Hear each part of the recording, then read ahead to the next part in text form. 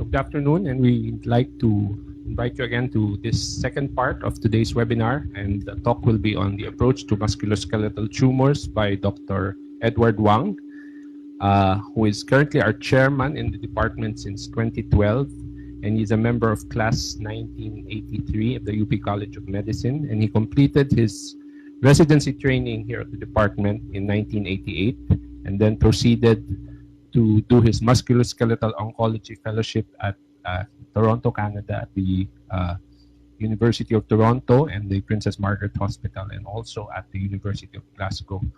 Of course, his CV reads like what everyone CV would like to be in our field, but I just like to hit on the high points of his being the TOYM, one of the 10 outstanding young men back in, sorry, what year? Anyway. But he has, of course, again, been our chairman and the moving force behind our department since 2012, but he is ending this year, I think, unless he gets extended. So I'd like to turn over the webinar now to Dr. Edward Wang and his talk on the approach on musculoskeletal tumors.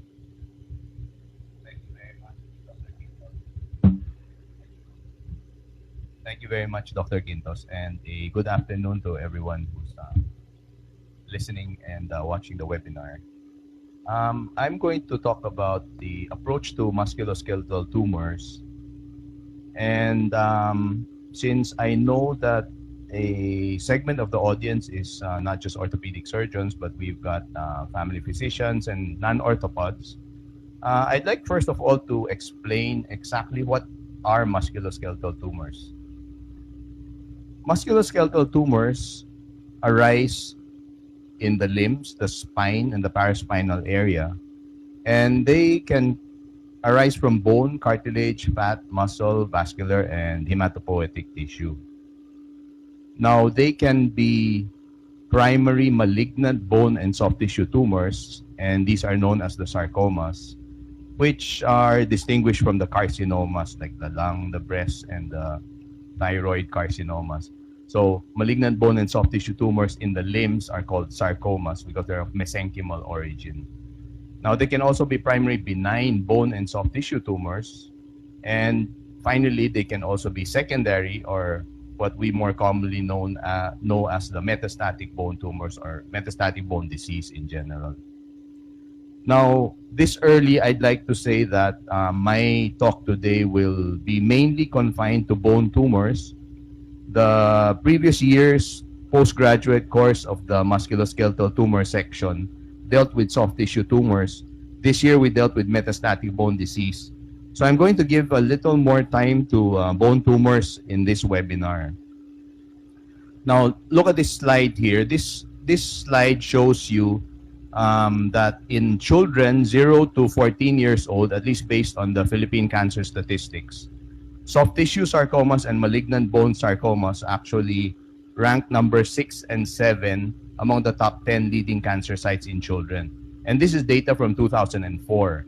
Data from 2015 will show us that these two kinds of sarcomas, basically the rhabdomyosarcomas and the osteogenic sarcomas, have moved up 1 or 2 rungs in this top 10 list. Now, for the general population, however, when you talk about primary malignant musculoskeletal tumors, it's not really a very common tumor. So in general, in the Philippines, in a population of approximately 100 million people, we'd probably be seeing at the most 6,000 cases of sarcomas or primary malignant bone or soft tissue tumors a year.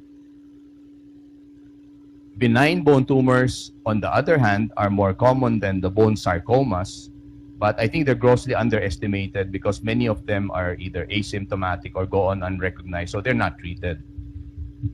On the other hand, the benign soft tissue tumors are 100 times more common than soft tissue sarcomas. And this is one of the reasons why this results in frequent misdiagnosis of sarcomas. Now, the metastatic bone diseases, remember we talked about the primary malignant bone and soft tissue sarcomas. We talked about the benign tumors, and then we have a third category, the metastatic bone disease. This is the most common malignant bone tumor. And they usually arise from carcinomas. Now, the carcinomas which most frequently metastasize to bone are five. These are mainly your thyroid, the breast, lung carcinomas, kidney cancers, and prostate cancers. Now, take a look at the leading cancer cases in the Philippines, at least 2015 data. Four of these five carcinomas which frequently metastasize to bone are there in your list of the top 10 cancers. So you have the breast, the lung, the prostate, and the thyroid, all of which can give rise to your metastatic bone disease. And this is the reason why you have a big number of metastatic malignant bone lesions. Okay, so having said that, the question is, so why do we need to treat patients with musculoskeletal tumors? I think it might be better explained to you if I had a graphic representation of what happens to patients if you don't treat them. So this is a patient with a neglected primary malignant bone tumor. You can see how big the cancer in the bone is now, the cancer arising from the tibia. No? And this is a condition we see quite often in hospitals treating patients who come to us at a late stage. This is most likely due to partly patient ignorance, reluctance to come and have the treatment, partly also because our healthcare system just doesn't provide enough access to all our patients, and partly also because of our own ignorance and sometimes our own misdiagnosis.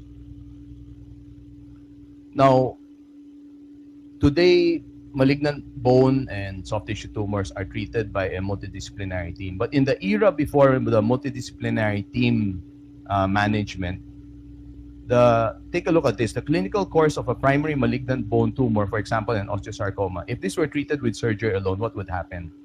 On your left-hand side, you see patients presenting with already large malignant bone tumors. They come to you in this late stage. The only thing that can be done for them is an amputation. After amputation, now other treatment is given. 6 months later, they present again with the local recurrence, and then they come with the chest x-ray, which already will show metastasis.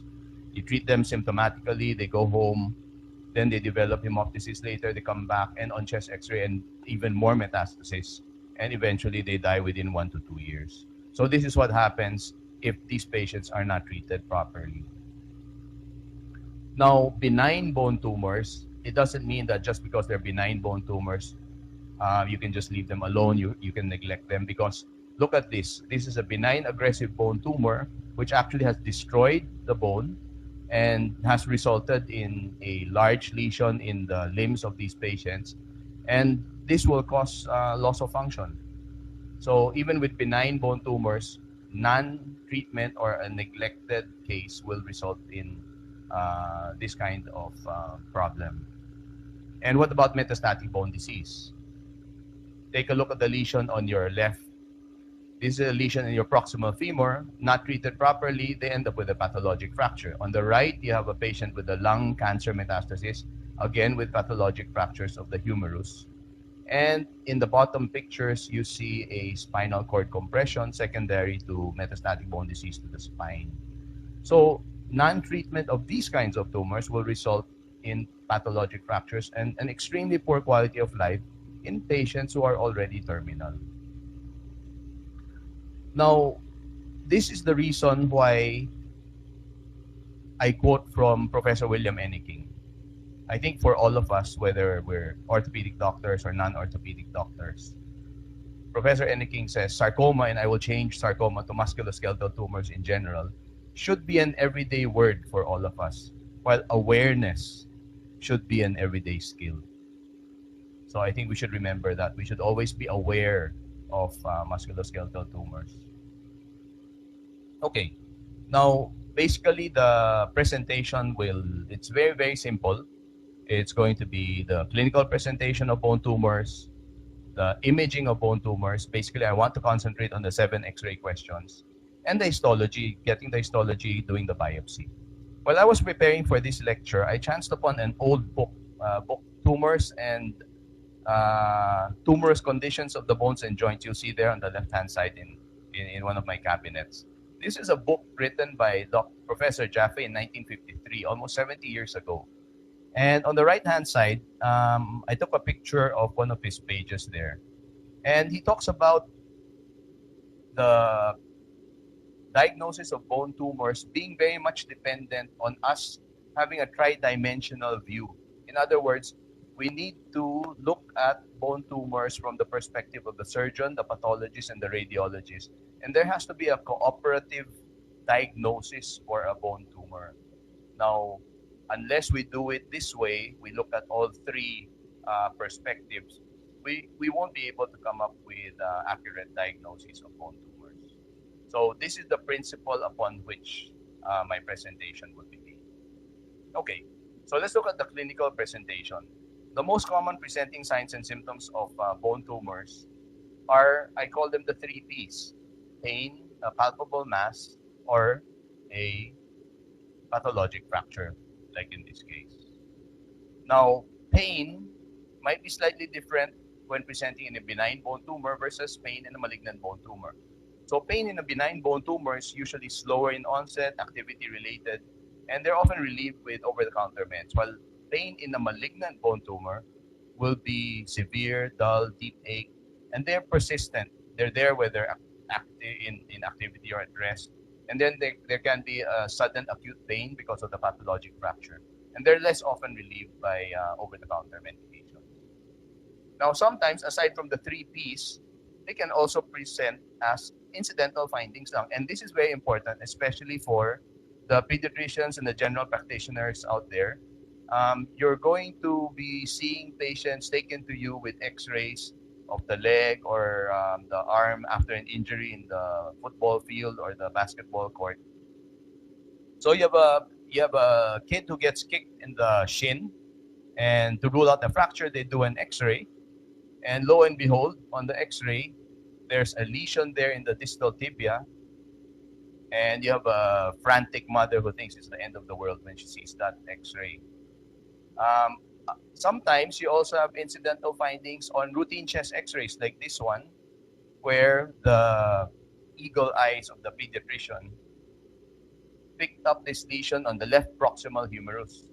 And when they did further studies, it turned out to actually be an osteochondroma of the proximal humerus. So the lesion above in the distal tibia and the lesion here are actually both benign lesions that we don't need to do anything about. And so they're latent lesions, but this is one of the ways that bone lesions present. And we should know that how to read and interpret these x-rays. Sometimes they can also present as limb deformities, like this condition called osteochondromatosis, where you have patients with multiple osteochondroma. So this is a patient with a bump and a lump in the distal femur and the distal thigh and the proximal leg. And the x-rays will corroborate your findings on PE. And then when you look at the upper extremities, you also see the deformities in the elbow.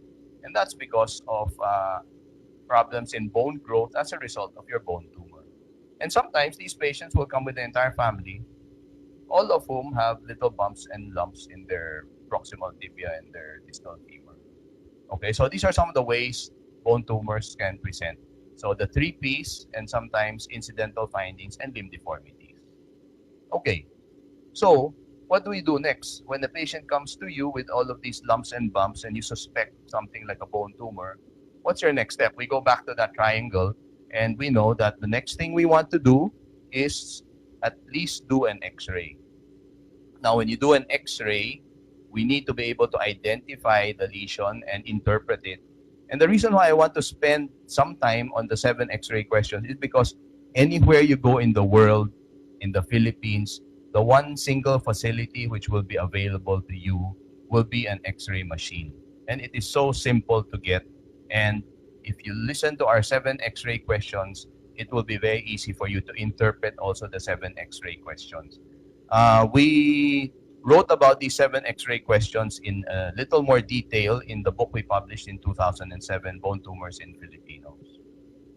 Now, if you look at these 7 x-ray questions, these are the ones. Number 1 these are questions that you ask yourselves, and if you answer them each one in a scientific manner, in 90% of cases, you should be able to come up with at least a scientific list of differential diagnosis. So the first question will, you ask yourself where the tumor is, and then the next 5 questions, 2, 3, 4, 5, 6, when answered correctly, will give you an idea whether the lesion is aggressive or not aggressive. And then the seventh and last question will tell you what kind of matrix there is, and therefore give you an idea about the histology. Okay. Now, even before we start with the 7 X-ray questions, two of the things we'd like to look at first will be the age of the patient and whether we have a single or multiple lesions.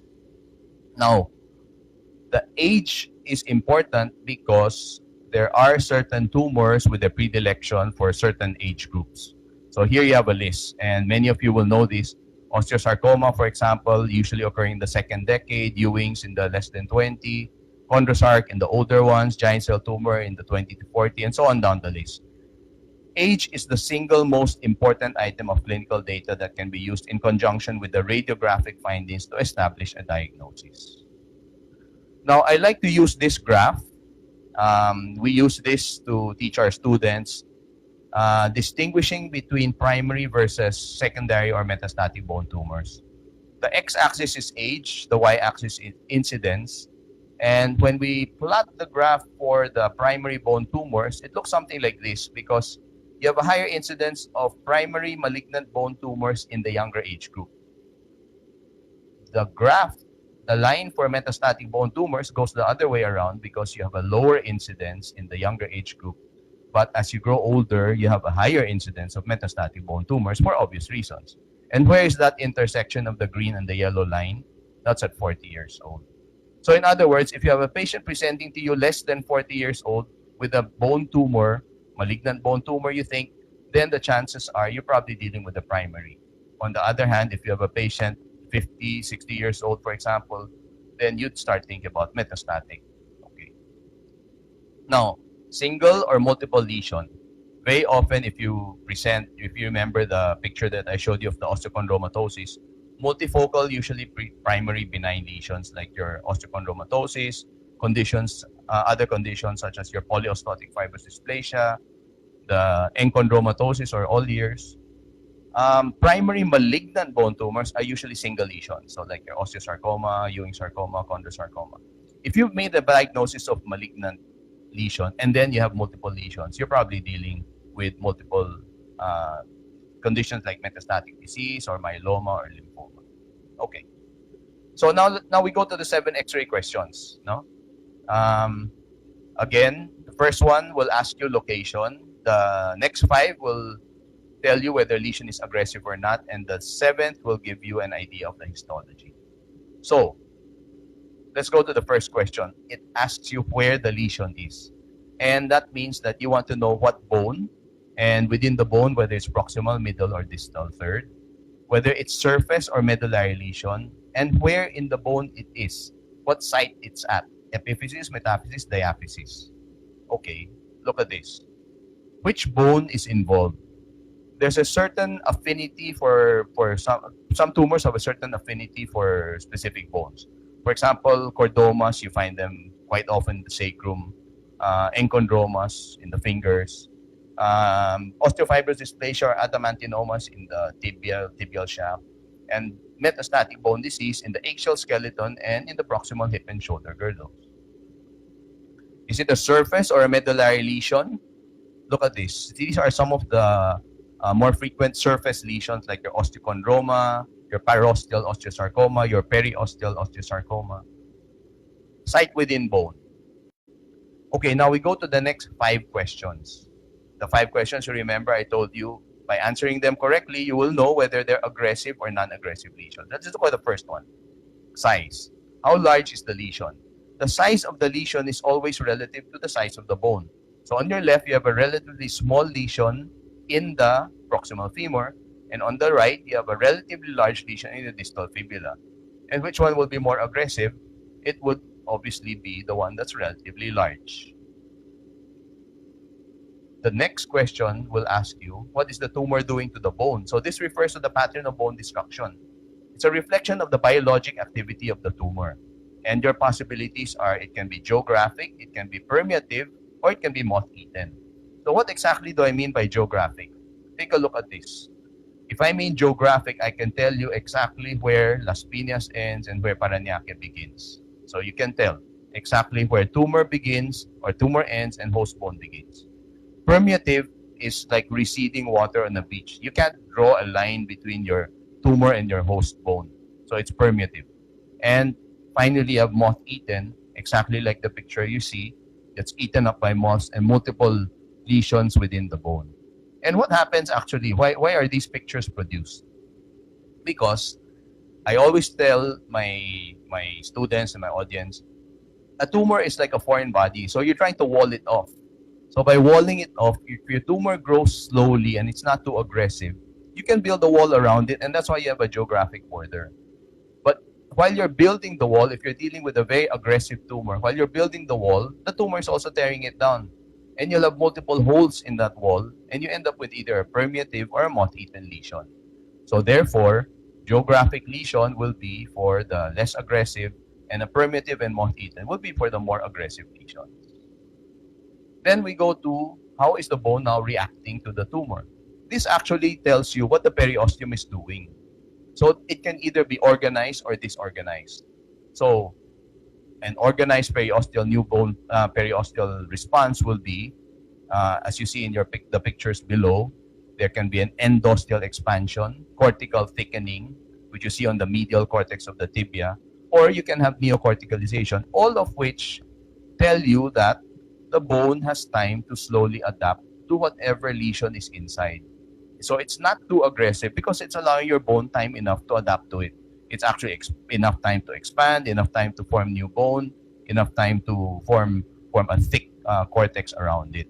Versus if you had a very aggressive lesion, your periosteal response would be very, very poorly organized. And these are the manifestations. You'd either have onion peel appearance, you'd have a Codman's triangle, and you'd have the sunburst appearance. And the pictures are below. Onion peel because it looks exactly like your onion peel. Codman's triangle, the triangle being defined by your periosteum, your bone, and your tumor. And your sunburst appearance looking exactly like when you look straight at the sun. That's the picture you get. And this is the reason why you develop those images. The red lines represent your tumor growing within bone. So you see the tumor growing nearby the cortex with the Haversian canal, pushing out, and you're seeing the layers of periosteum, and that refers to that's your onion peel. When the tumor breaks out through that onion peel, you form your Codman's triangle. So you have your periosteum, your cortex, and your tumor. And then when your bone, specifically osteosarcoma, lays down malignant osteoid perpendicular to your cortex, that's when you get your sunburst appearance. So that will explain to you why you get all those pictures on X-ray. Then you go to the fifth question, is there a cortical break? Now, if it's an aggressive lesion, obviously it will break through the cortex. If it's a not too aggressive lesion, you won't break through the cortex. In fact, your bone might expand a little bit. So, I mean, it's obvious. But may cortical break, then it's aggressive. And then, is there a soft tissue mass? If you have a soft tissue mass, that means it's broken out through the cortex. And that means it's more aggressive. If you don't have a soft tissue mass outside, then obviously it's probably not that aggressive a lesion. So, we're done with the 5 middle questions which tell you whether it's aggressive or not aggressive. Then we finally go to the matrix because that's your microscope on your X-ray. And there are 4 different matrices that are possible. The first one is your osteoid. This osteoid matrix comes from your osteoblast. And osteoid looks exactly like what you see there on the top row. They're described as either being cloud-like or like cotton-like or wisps of cotton. And that's like that's typical of your osteoid matrix. It can be a chondroid matrix, and they can be stippled, they can be flocculent, or they may be arcs and rings. And a chondroid matrix obviously arising from your chondroblast. Then you can have those lesions which have no matrix, a myxoid matrix and collagen fibers from your fibroblasts. So all these 3 X-rays show you lesions without matrices. And finally, your 4th matrix is what we call your ground glass appearance. And this is typical of a single kind of lesion. That's called your fibrous dysplasia. And you see that on your left-hand side, upper corner, upper left, you have a grossly deformed proximal femur, which we call the shepherd's crook. And the matrix is ground glass, which you see in your proximal radius. And what is ground glass? That's what you see as you put your stopper into your perfume bottle or your chemistry bottles. Now, there's a condition called the McCune-Albright syndrome, which is a polyostotic fibrous dysplasia, meaning multiple lesions of fibrous dysplasia associated with precocious puberty and cafe au lait spots. Okay, so we've gone through all those questions. It might be good to just for you to understand how important it is to understand these 7 X-ray questions. Look at this X-ray of a 13-year-old female. It's a solitary lesion. It didn't look too big. No one was too worried about it. But more recently, she started developing pain consistently. Now, if you look at the X-ray and you know that the lesion is not small, people might think, okay, that's not too worrisome. But try to interpret it with the 7 X-ray questions. Number 1, where is it located? It's located in the left proximal fibular metaphysis. And then we go through the 5 X-ray questions which tell us whether they're aggressive or not. The size, against a proximal fibula with a lesion which occupies the entire proximal fibula, I'd call that aggressive, right? It's a relatively large lesion. What is the tumor doing to bone? Do you have a geographic border? No. In fact, my borders are primitive. That's probably aggressive again.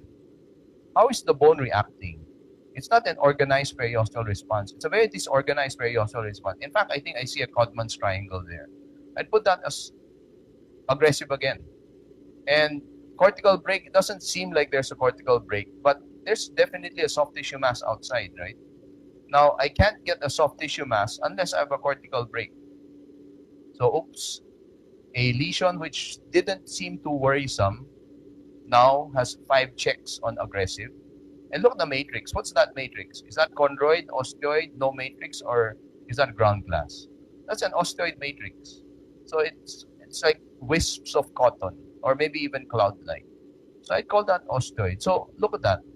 That on interpreting your X-ray with your 7 X-ray questions tells you suddenly that you're dealing with a very, very aggressive osteoid lesion in the left proximal fibular metaphysis. And this actually turned out to be a highly malignant, very aggressive osteosarcoma of the proximal fibula. So that's how important the 7 X-ray questions are. Okay, now once you're done with the 7 X-ray questions, what we do is we go to advanced local imaging. This refers now to your MRI or CT scan because they provide better definitions of your tumor extent and the relationship of the tumor to surrounding tissues, nerves, and vessels. And we do this because we now want to know where to at least put our biopsy incision or where to put in the needle. If you're going to read the books, it's always MRI or right away. But in the Philippines, because of cost considerations, we sometimes opt for a CT scan pre-biopsy and maybe reserve the MRI for just pre-operatively. So we're done now with the imaging. What do we do next? We go back to the triangle. We want the pathology. So how do we get the pathology? We do the biopsy. And we do the biopsy. These are different ways of doing a biopsy. You have the closed biopsy, the open incisional biopsy, or the excisional biopsy.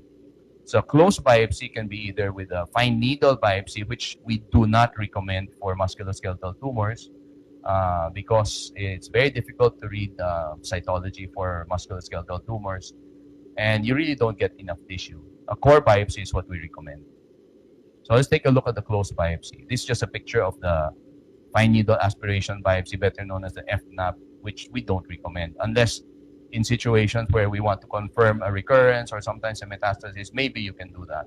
But in general, we recommend the core needle biopsy. And different names that have been attached to it, the TrueCut, the Craig, the Jamshidi, these are all needles which provide the core.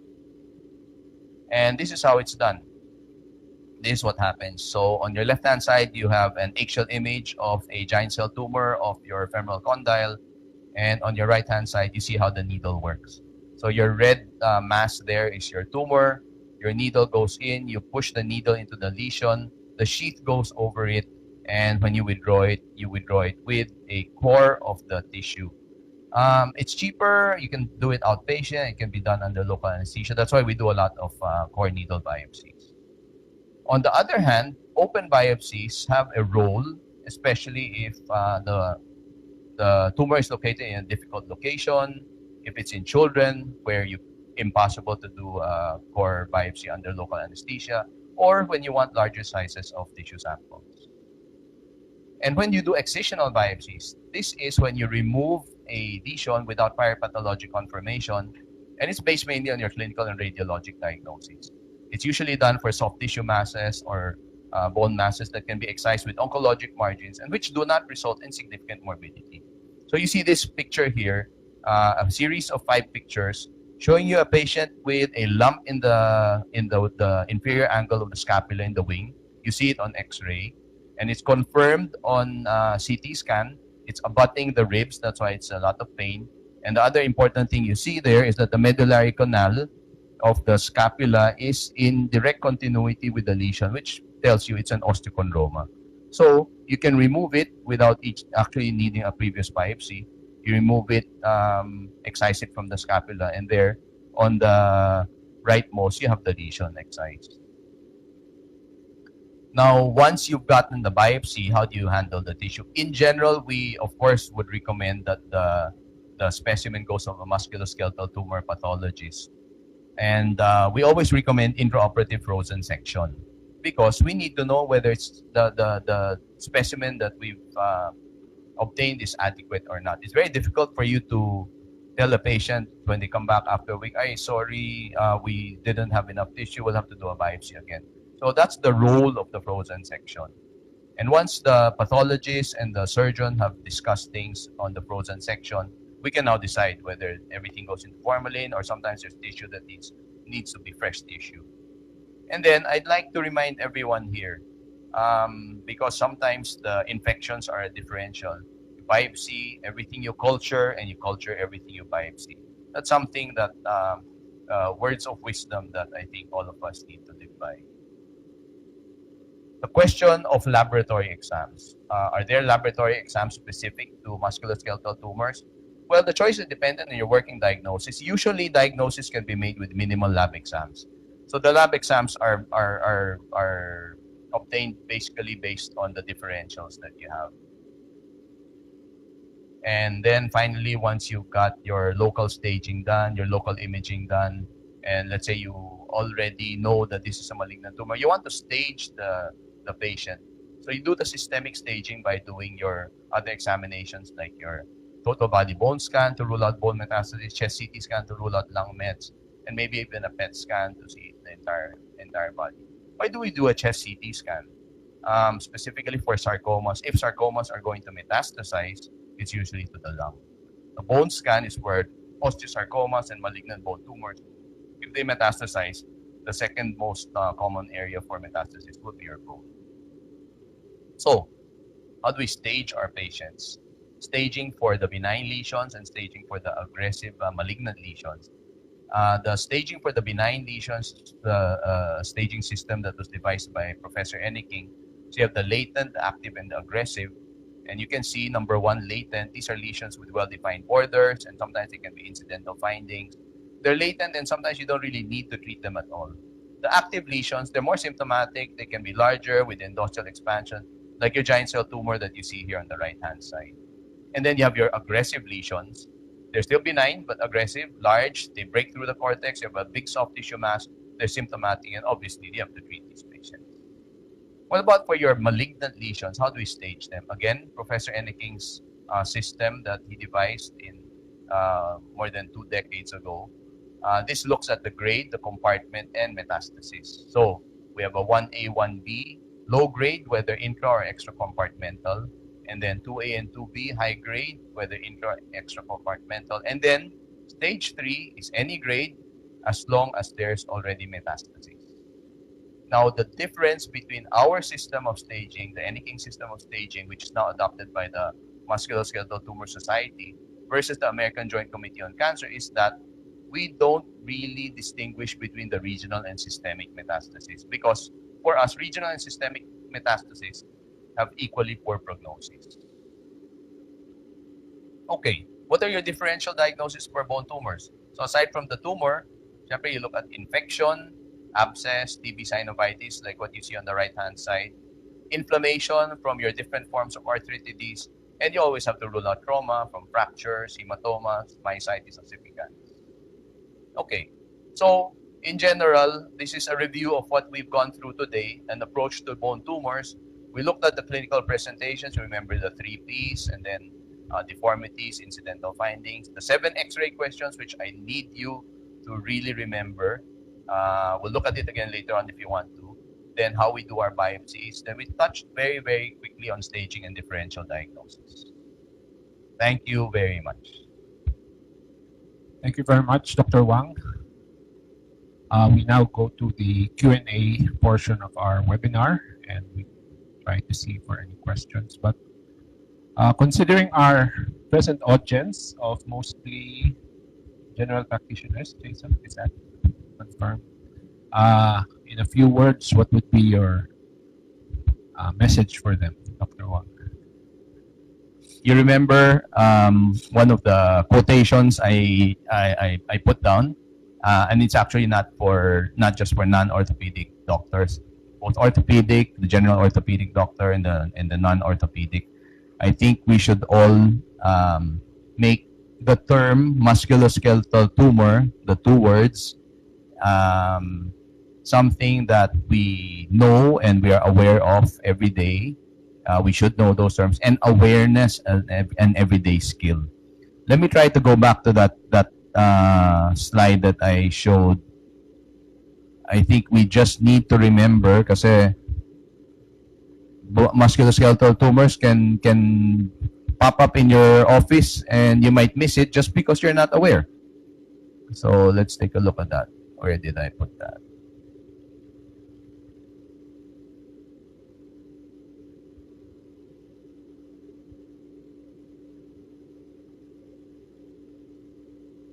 There you go.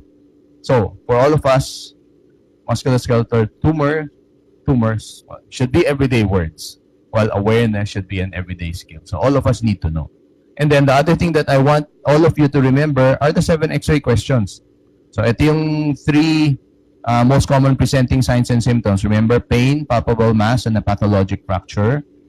And then remember the 7 X-ray questions, because that's what you will always be looking at. You will be looking at X-rays, and you should know how to interpret the X-rays. There you go. So do you want to go through any samples of our 7 X-ray questions? Do you have an example? You have one? Yes. Jason will answer. Yeah, okay. So, no, look, these are the 7 X-ray questions. I need you to remember these 7 X-ray questions. Again, let's review them. The first one asks you where the lesion is. The next 5 questions will tell you, when you answer them correctly, whether you're dealing with an aggressive or non-aggressive lesion.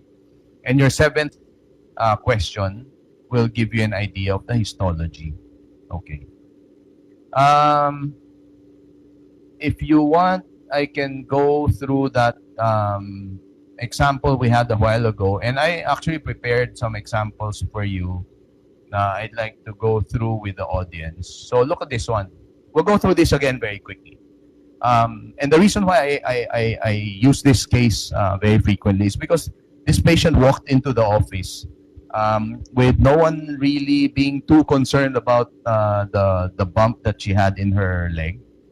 And she herself was not too worried, although she said that the pain had been becoming persistent over the past few weeks. But when we took a look at the X-ray, and then we interpreted it according to the 7 X-ray questions, we realized all of a sudden that this was actually a very aggressive lesion. So take a look again. dito sa fibula, proximal fibula, that's your lesion there.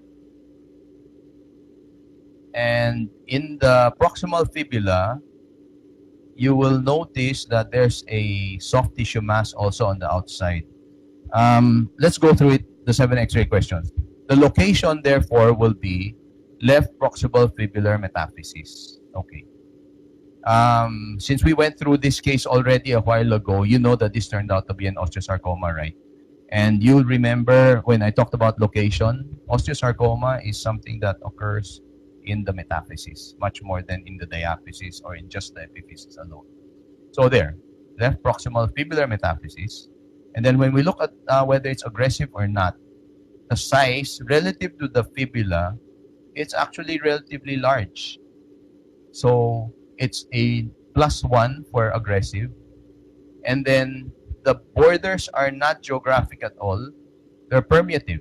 They're not moth-eaten because they don't involve the rest of the bone. But the border, you can't draw, you can't make a distinction between tumor and host bone.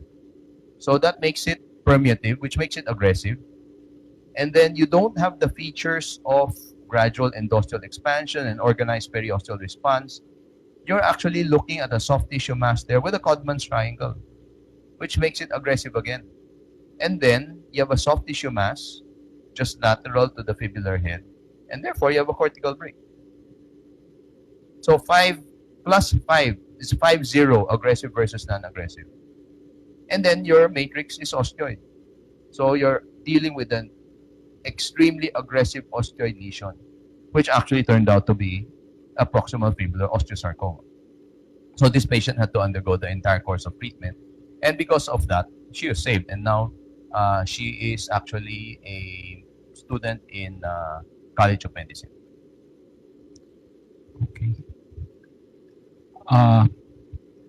You've already touched on it in some of your points in the lecture, but can you say something a little more about the true multidisciplinary nature of the management as well as the evaluation of these cases? I think that might not be quite emphasized with how we've lectured it this morning, but we do know that this is really truly a multidisciplinary setting in terms of the evaluation and management of these cases. Right. Thanks, Dr. Quintos. The multidisciplinary treatment, once we've got the diagnosis and we have an idea of what we're dealing with, it requires a team to take care of these patients. For example, you've made a diagnosis of classic osteosarcoma. And for example, distal femoral classic osteosarcoma. The treatment here would require chemotherapy, which is given, that's the expertise of the pediatric or the medical oncologist. And then you need, of course, your pathologist to have confirmed the kind of osteosarcoma or the kind of tumor that you had.